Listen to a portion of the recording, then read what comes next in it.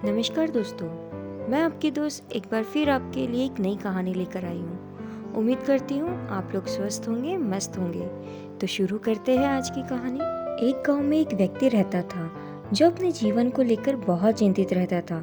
उसे लगता था कि उसके जीवन में एक बड़ा बदलाव आना चाहिए, जिससे उसे जीवन में किसी तरह की परेशानी न हो, उसके पास खूब धन हो और उसकी खूब प्रसिद्धि हो, वह जहाँ जाए उसे सम्मान मिले। परंतु उसके जीवन में कुछ नहीं बदल रहा था, क्योंकि वह कुछ करने की जगह बस सही समय का इंतजार कर रहा था और समय उसके कुछ करने का इंतजार कर रहा था। उसकी इस आदत के कारण उसका मन दुखी रहने लगा।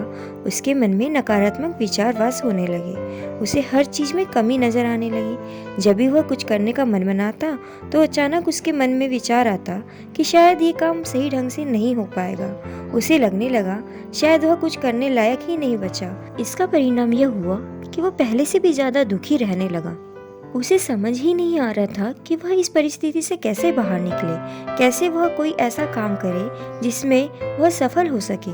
दिन बीतते जा रहे थे, लेकिन उसे अपनी इस समस्या का कोई समाधान नहीं मिल रहा था। उसी दौरान उनके गांव में एक साधु आए, जिनकी प्रसिद्धि दूर दूर तक थी। सब ऐसा कहते थे कि वो उनके पास हर समस्याओं का हल मिल जाता है।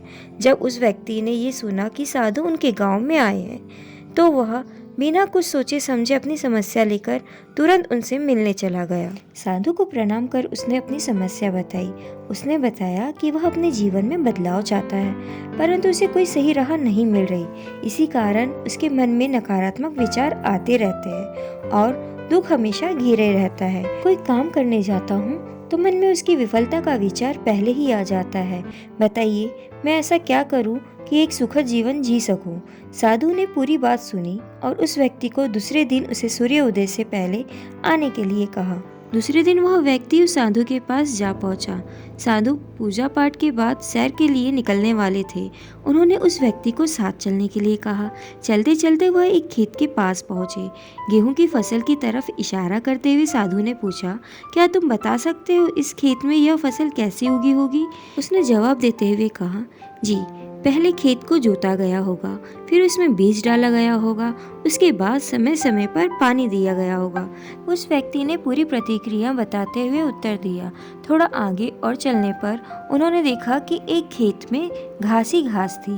एक बार फिर साधु ने उस व्यक्ति से पूछा, क्या तुम बता सकते हो इस खेत में घास ही घास क्यों उगी होगी? महाराज, घास कौन उगाता है? ये तो अपने आप उग जाती है। जब खेत में किसी और चीज का बीज नहीं डाला जाएगा तो घास ही उगेगी। उस व्यक्ति ने एक बार फिर से साधु के प्रश्न का उत्तर दिया। बस तुम्हारे इन्हीं उत्तरों में तुम्हारी समस्या का हल छिपा है। साधु ने उस व्यक्ति को समझाना शुरू किया। मानव मन भी एक खेत की तरह होता है। इसमें तुम जो भी बीज डालोगे तुम्हें वही फसल मिलेगी। अगर तुम इस पर काम करोगे, इसमें सकारात्मक के बीज बोते रहोगे, तो यह तुम्हें सफलता की ओर बढ़ाएगा। और यदि तुम अपने भविष्य की चिंता में वर्तमान का समय भी नष्ट करोगे तो दिमाग में नकारात्मक की वृद्धि होगी। बदलाव तभी संभव है जब हम व्यर्थ की चिंता छोड़कर और सही समय की प्रतीक्षा न करते हुए अपने वर्तमान में वह करें जो हमें करना है। उस व्यक्ति को यह बात समझ में आ गई कि अगर मन को सही दिशा में लगाना है तो उसे सही दिशा की तरफ बढ़ाना होगा।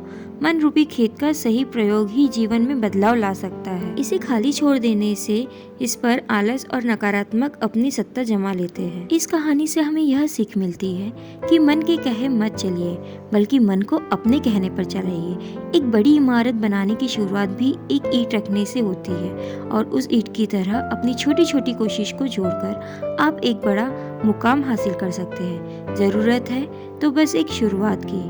दोस्तों, मुझे ऐसा लगता है बदलाव की ये कहानी कई लोगों के जीवन से मिलती जुलती है। हम में से कई लोग ऐसे होते हैं जो आज का काम कल पर या यूं कहे हमेशा के लिए टालते रहते हैं। इसके साथ ही शिकायत भी करते रहते हैं कि ना जाने कब हमें सफलता मिलेगी। उम्मीद करती हूँ ये कहानी आपको ज़रूर पसंद आई होगी। अगर आपको ये कहानी पसंद आई है तो कमेंट बॉक्स में ज़रूर बताएं। लाइक सब्सक्राइब करना ना भूलें।